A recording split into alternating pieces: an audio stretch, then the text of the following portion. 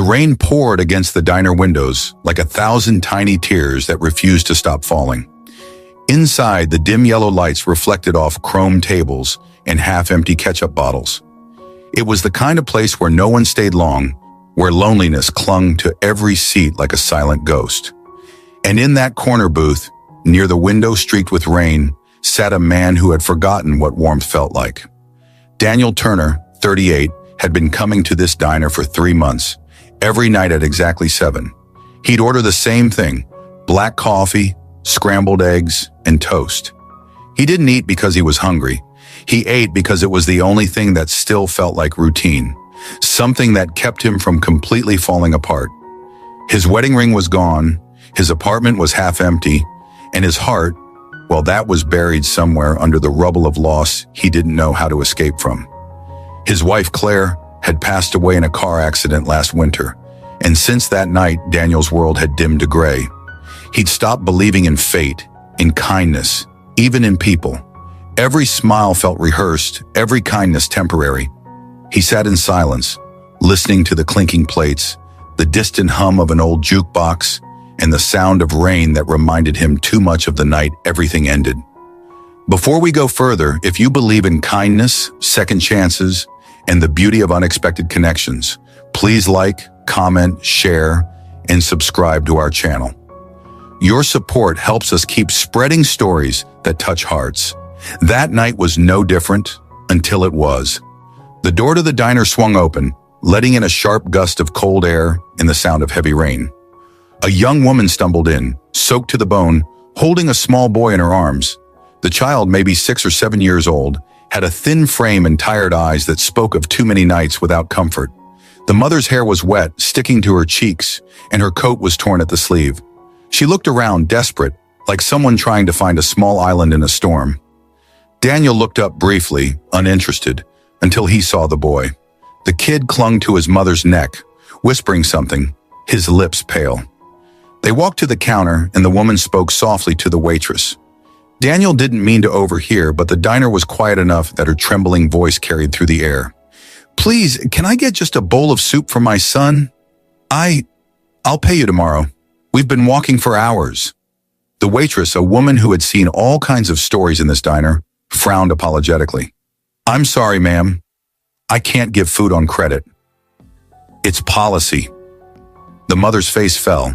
She looked at her son, who now buried his face in her shoulder, shivering. "It's okay, baby," she whispered. "We'll find something later." Something shifted inside Daniel at that moment. Maybe it was the way the boy looked, so fragile and quiet.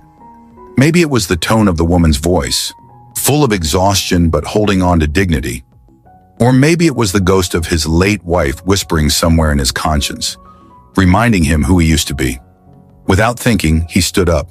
His chair scraped the floor, making everyone glance at him. He walked to the counter, pulled out his wallet, and said simply, "Add whatever they want to my bill." The woman turned to him, startled. "No, please, you don't have to." He met her eyes for the first time. They were tired, but not defeated. "It's fine," he said, "and sit down." "He's hungry." Her lips trembled as she nodded, and the waitress gestured to a nearby booth. The woman hesitated for a moment before quietly asking, "Would it be okay if we sit with you? My son doesn't like being alone." Daniel blinked, taken aback. He had spent months avoiding company, building walls no one could climb. Yet here she was, polite, sincere, and cold from the rain, asking to share his table.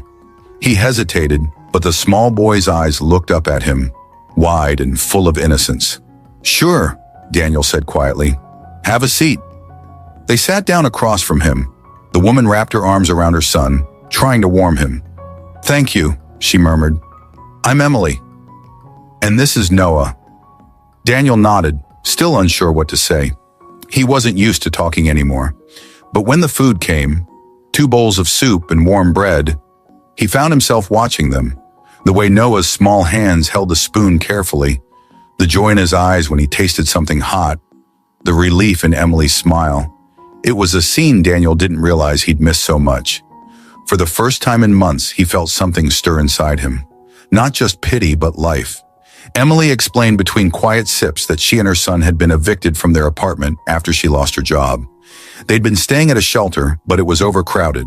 Tonight, she had nowhere else to go.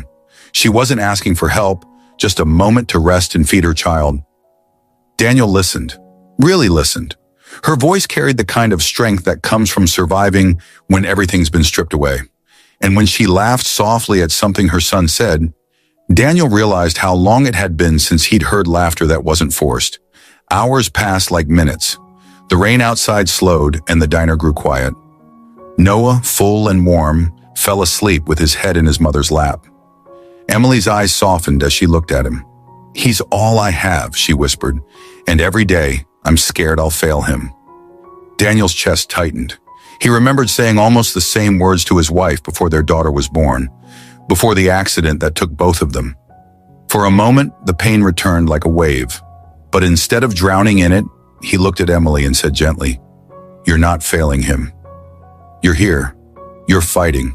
That's what matters." Emily looked at him, her eyes glistening. "You sound like someone who's lost a lot too." He gave a small, sad smile. "Yeah," he said quietly. "I guess I have."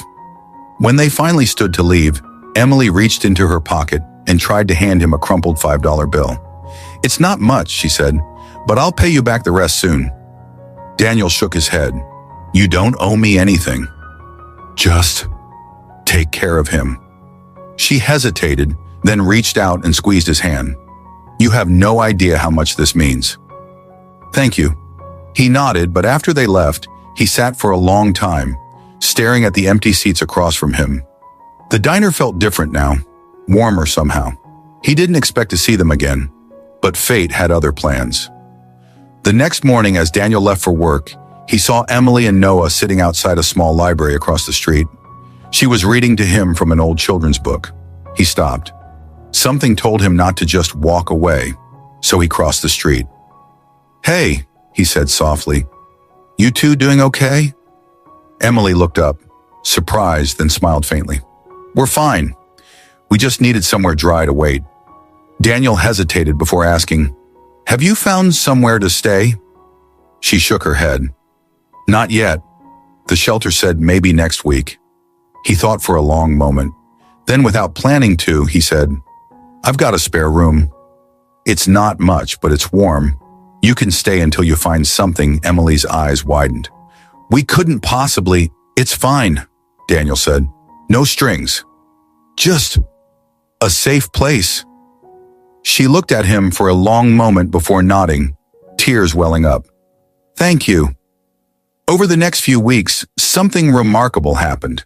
Daniel's house, once silent and cold, began to fill with life again. Noah's laughter echoed through the halls. Emily cooked breakfast every morning, insisting it was her way of saying thank you. And slowly, piece by piece, Daniel began to feel like himself again. He told her about Claire, how he'd lost her, how he'd stopped living after she was gone. Emily listened, her eyes full of empathy. She told him about her struggles, her dreams of becoming a nurse, and how she'd been too scared to hope anymore.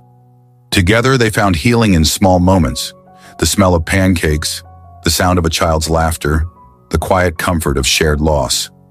Months later, one evening, Daniel came home to find Noah sitting at the dining table, drawing with crayons. The picture showed 3 people holding hands under a bright sun. "That's you, me, and Mommy," Noah said proudly. "We're a family now." Daniel's throat tightened. He looked at Emily, who stood by the stove, smiling shyly. Something inside him, something long buried, came alive again. That night, as they all sat together eating dinner, Daniel realized that sometimes the people meant to heal us arrive when we least expect them. On a rainy night in a quiet diner, when all we wanted was to eat alone. If this story touched your heart, please like, share, and subscribe. Your engagement helps us continue creating stories that remind the world that kindness still exists. Special request: tell us in the comments below, what's the kindest thing a stranger has ever done for you? Your story might inspire someone today, because sometimes a single act of compassion doesn't just feed the hungry, it saves a soul that had forgotten how to live.